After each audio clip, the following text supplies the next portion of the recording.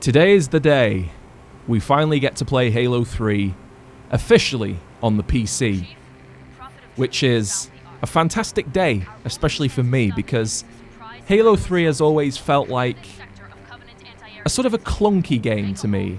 The FOV has always been a problem. I wasn't a fan of the projectile BR, and for some reason the hit detection has always been a bit hit and miss. And those problems seem to be somewhat alleviated. So if you want to participate in this flight of Halo 3 on the PC for yourself, I'll provide a link in the description to go to Halo Waypoint. I do believe this is actually a public test, so you can just sign into Halo Waypoint, see the notification on the right-hand side, and follow the instructions. I would urge you to do that because this is probably one of the most anticipated games to come to the MCC on PC. For me too, even though it's not my favourite Halo game, which is, granted, a little bit unusual. A lot of people really love this game. So how does it run? Because we've seen a lot of issues with the MCC in the past with Combat Evolved and specifically Halo 2. And I would like to report that this version of Halo 3 is running fantastically. I've been playing it for about 2 hours prior to actually recording this, and I've come across absolutely no issues, which is fantastic. Actually, I was really surprised that this problem wasn't a thing, because all of the other releases on PC have been a little bit lackluster in one way or another, and this is the first one that they seem to have got right first time, which is good because it's a lot of people's favourite Halo game, at least on the MCC. So as you can see, the FOV has been improved quite a lot, which was one of my main gripes with Halo 3, I suppose. The projectile BR is obviously still present. That's a mechanic of the game that isn't going to change.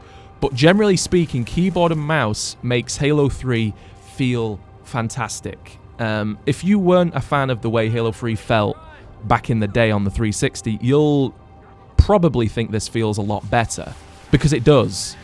PC seems to have fixed all of the sort of minor gripes I had with the way this game controlled, and it is quite something to be playing this on PC with such fluidity via keyboard and mouse. I'm really, really pleased they got this right, because it feels like a PC game. This is sort of the first time that's happened, actually, on the MCC. Even back when they announced it, they were saying, you know, these games aren't going to be a port, they're going to be PC games, fully fledged, they're going to have all the features, and this is sort of the first time that feels like it's coming together, which is great. So before we go any further, let's take a look at the options menu. They're all pretty similar from the previous videos I've made. So we're running in 120 FOV, windowed 16:9, 4K, centered crosshairs with VSync on, and an unlimited frame rate with enhanced graphics. That's pretty much the top and bottom of it. You can also change all of your inputs individually where controls are concerned. So you might have gathered by now that I'm pretty happy about this, and that's pretty much all I have to say on the matter. There's nothing to complain about. I genuinely don't have anything to say which is particularly negative. I'm kind of speechless. It's taken me 3 minutes to pretty much outline all of the things I think is done right in this game. And all of those things I've outlined are pretty much the things they needed to get right. Everything they needed to do, they've done. This is Halo 3 on PC, just as people would want it. It runs like it used to. Well, it runs better, actually. It looks great. It feels great to control. And for a Halo fan, that is quite spectacular, even if you weren't particularly a fan of Halo 3 back when it came out. So it is quite a marvellous thing to see, I suppose.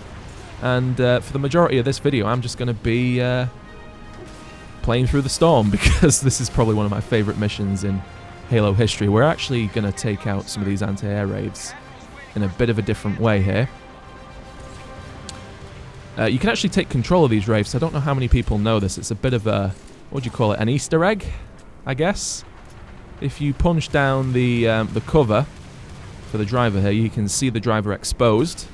What you need to do is take his shields down and then wait for the prompt to board to disappear. Hold that button down, then kill him. And then you have access to the anti-air rifle. Look at that. Pretty cool, isn't it? And now we have control of a Wraith with fuel rod guns, which is really cool. Now, one thing which I don't actually touch on in these sort of first impressions of this flighting system for the MCC is the other parts of the game, which is probably worth noting for this because the Forge mode for Halo 3 has had some pretty big additions made to it, which make it much more capable of, you know, making great maps. I'll probably do a separate video about that because I do believe there is quite a lot of features. But if that fails, I'll just provide a link in the description to a good article or something. But the Forge mode has been changed drastically for the better, which is good too. So you're probably going to see a lot of fan-made creations for Halo 3 coming out in the not-so-distant future. And are we going to be able to get through here with this? I don't believe we are we? Might be able to nick it through. Oh, no, we're not going to get through with the Wraith. That's a shame. It'd be good if we could, though. But there is actually a couple of other Wraiths we'll be able to get inside. That Marine's dead. Yep, he didn't get out in time. Sorry, Marine. So, yeah, you can't actually save that, unfortunately, which is a bit of a bummer. It's going to always get destroyed when you hop out of it. Now, none of the encounters seem to be different because one of the things about the MCC on PC that I've noticed is I'm playing on easy right now just for the purposes of the video so I don't die and make it an awkward recording, but playing on easy, even up to heroic, it feels quite easy because you've got keyboard and mouse. Oh, that's a bit of a problem. What are you doing? Running into the bloody crate. The AI it's always been good in Halo, but on PC and mouse... sorry, on PC, on keyboard and mouse, I should say. The game feels a lot more easy because it's just a lot more easy to control and move and shoot. So, if you're playing this for the first time, I'd recommend playing it on, perhaps not Legendary, but definitely Heroic, even if you're new to the game, because it is just a little bit too easy otherwise. So, that's perhaps something that they could improve on in the future with, I don't know, difficulty scaling. I'm not sure. I don't actually know how you use equipment. We've got a bubble shield here, but I don't know how to drop it. Let me have a quick look at the controls, because I've not actually changed my bindings for this just yet. Controls, configure mouse and keyboard. Here we go, configure bindings. So you can change all of these individually, which is really good. Do we have a use armor ability? So it's shift to use the armor ability, which is, I suppose, the same as Halo Reach. And probably Halo 4 when that comes out, which is fantastic. I'm probably looking to Halo 4 the most because Halo 4 is probably one of my favourite campaigns in the entire series for various reasons. And Halo 3 ODST is also having Firefight made for it, which is great. This is everybody's favourite section of Halo 3, when Cortana just interrupts you, especially on the mission. Cortana, people used to love that, man. With absolutely no sarcasm in his voice, he says that with an almost entirely straight face. Alright, this is one of the coolest sections in Halo 3 in my opinion, where you get to see the Scarab for the first time, and it's sort of a mini boss battle that you can instigate with a Mongoose, which was a new vehicle. Originally supposed to be introduced in Halo 2, but it was cut back. And this is the first time we get to see it in a Halo game, which is cool. Quite an interesting idea to have guys on the back with rocket launchers take out the Wraiths. There we go, bish bash bosh. Real good nosh. I'm not sure where that came from. Leave it in the comments if you know where that phrase comes from. I think it's like an advert. Oh Christ, he got low to the ground. And we got killed by... Was that the other Mongoose that shot us there with the RPG, the rocket launcher? Oh, we're not too far back. So yeah, as a general rule, Halo 3's fantastic. I've yet to discover any issues with it, which is unheard of almost on the MCC. The track record for it has been particularly quite bad, and this is the first time we've actually had that improved, which is really good. So I'm quite looking forward to playing the multiplayer.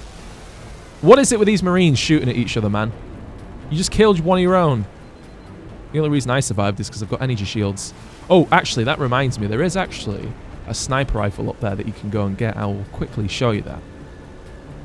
You know, even though I go on about this not being my favourite Halo game, it is the one I've played the most because it was just slap bang right when I was in secondary school, so I had a lot of free time to play it. So I do actually know the campaign quite well. But there's probably going to be things about this game which I didn't know. Now that it's on PC, all the mods. Look at the view model for this sniper rifle. Doesn't that look great? Let's actually do a quick comparison. Let's stand over here pretty quickly and get a nice wide open view. So this is 120 FOV. Let us go back down to, what would you say the default is? It's probably 70, isn't it? Let's, wait, why can't I? Oh, we need to actually change the key bindings. Oh, that's annoying, isn't it? So we can't change that without messing with our key bindings. That's perhaps a bug. Not sure why you can't change video settings without messing with your key bindings. Oh, there you go. There's a little bit of a problem I've just noticed. Where's somewhere to see it? So just to the right-hand side of the grenade icon and just to the left-hand side of the weapon icon, there's a little kink out of the HUD. Not sure if that's purposeful. I don't believe it was there on the 360. I think that should meet as part of the visor. That's a minor problem, a graphical issue, but an issue nonetheless. The Scarab's going to be arriving here, and we're going to jump on board with the sniper rifle and a rocket launcher, which is great. Here he comes, the big boy with the green laser. Oh, there's all Marines down there, I forgot about that. Oh, we actually saved the hog, look at that. Killed the grunts. This is what I always used to do to take this out. I didn't dick around trying to kill its legs, because the Marines just tend to sit there and get killed, which is actually quite amusing. They just crashed in. They just crashed into that pipe. Marines don't need enemies to get killed. They'll kill themselves. It'd be particularly unlucky if he got stood on, wouldn't it? They are quite a small target. There we go. Up, up, up and away. Have that. Oh, you survived. Smack him over the head with a rocket launcher if in doubt. There's probably more brutes down there, but I think there's a couple guarding this. Are they dead? I think they're already dead. Ha! There we go. What I always used to do was get real close to some Marines and pop a bubble shield. Like that. Because these guys are going to die otherwise. There you go. Save the Marines. Even though they're absolute idiots, we did actually go out of our way to save them. Couldn't do that for these guys, unfortunately. I tell you what, that's something that Halo needs to bring back. Look at all this blood. He's got blood coming out of his mouth. This guy's probably got it coming out of his nose. They've got blood on the clothes, on their armor. That's been sort of stripped from Halo most recently, hasn't it? It's quite teen rated all of a sudden. They need a bit more gore and violence, I'd say. One thing I used to do on this mission was actually get that transport hog, the hog from the beginning as well, and try and save as many Marines as possible, because this is actually part of the game where you can have an absolute load of Marines. There's like 5 or 6 up here, probably more than that actually, and you can have all of these guys come up, and there was loads and loads of Marines that you could have in this section of the game, which I always thought was really cool. So let's proceed. We've been playing for 13 minutes. I've gushed about it for all of that time. And I think it's about time we wrapped up the video. But I will actually get through to this section here because I want to show you something that you can do, which I always used to do. Oh, we're on the Cortana section. Here we go. They're all quotes from the Fall of Reach, I believe. If you push up against these guys, they will recover miraculously. I don't believe they follow you into battle, but you can give them a sniper rifle. So I don't know if this guy is going to be able to wield a sniper rifle or not, but he's got one nevertheless. In fact, we'll give his buddy a rocket launcher. How about that? Oh, we've got a pistol, haven't we? We can't do that. Let's pick up an assault rifle here and give his mate a rocket launcher. A worker with a rocket. How about that? Anyway, fellas, that's Halo 3 on the PC. It's fantastic, to cut a long story short. Check it out for yourself, link in the description. And thanks for watching.